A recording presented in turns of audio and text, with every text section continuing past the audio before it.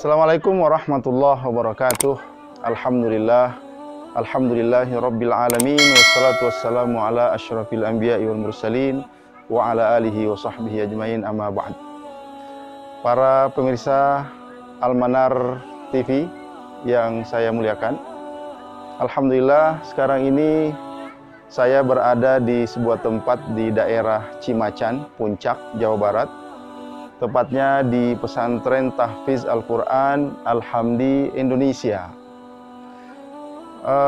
Satu hal yang melatar belakangi pesantren ini adalah keinginan seorang anak atau keinginan ahli waris dari pemilik tempat ini yang bernama Haji Hamdan Syahbeni untuk tetap melestarikan warisan keluarga ini, bagaimana bisa bermanfaat untuk orang tuanya terutama dan untuk anak-anaknya setelah mereka nanti memanfaatkan tempat ini.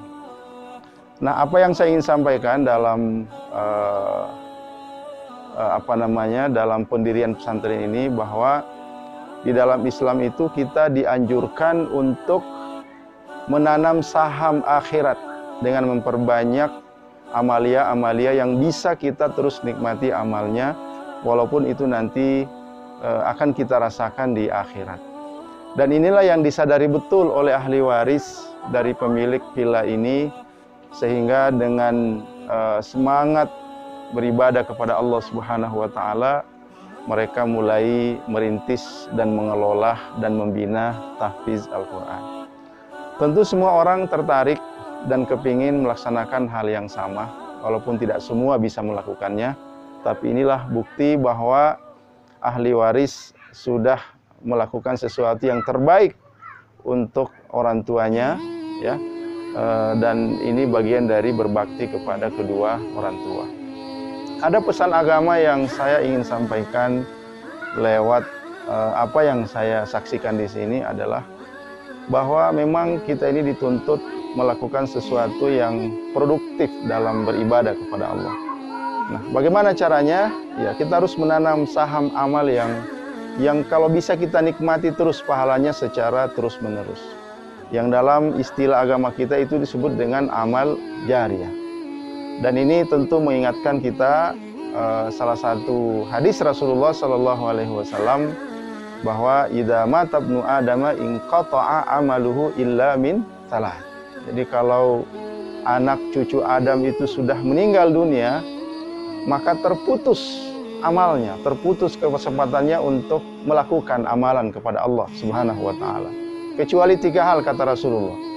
Yang pertama itu adalah sedekatin jariyah, yaitu sedekah jariyah atau amal jariyah, di mana sebagai manfaat dari amalan itu adalah menikmati aliran pahala yang terus mengalir walaupun kita nantinya sudah tidak ada lagi di dunia ini.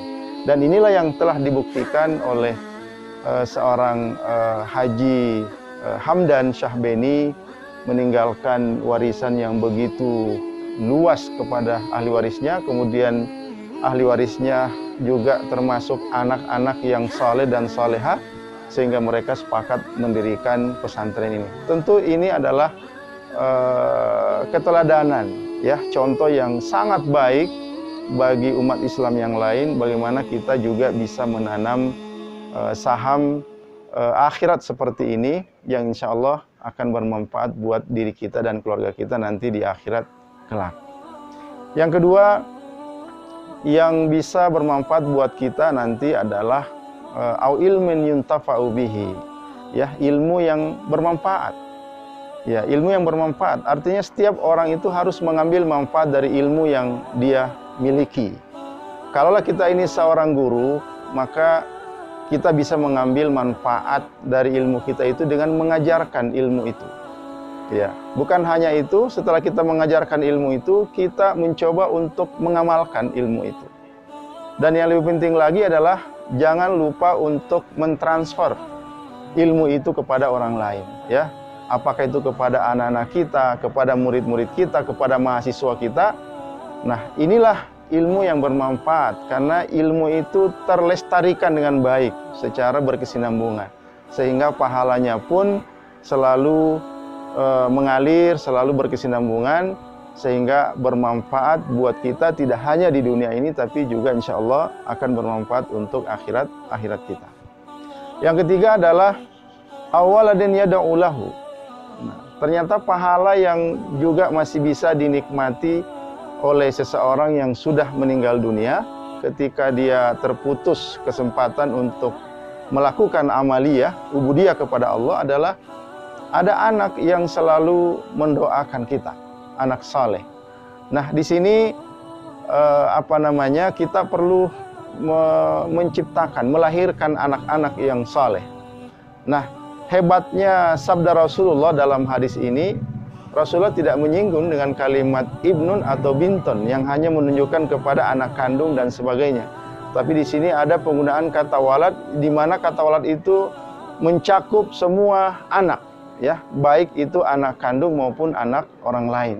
Dalam artian bahwa di dalam mencetak anak-anak soleh itu bisa dengan mencetak anak-anak kita sendiri menjadi anak-anak yang soleh, maupun juga mencetak anak-anak orang lain, apakah itu statusnya sebagai anak pungut, ya, anak yatim piatu, apapun statusnya, itu bisa kita jadikan anak-anak saleh. Karena kalau anak-anak ini menjadi anak-anak yang saleh, anak-anak yang baik, anak-anak yang tahu agama, maka merekalah yang kita harapkan nanti doanya. Merekalah anak-anak yang diharapkan bisa berdoa kepada Allah agar kita yang sudah pergi ini nantinya akan terampuni dosanya oleh Allah, akan termaafkan kesalahannya oleh Allah, dan yang penting adalah akan mengalir pahala itu kepada kita.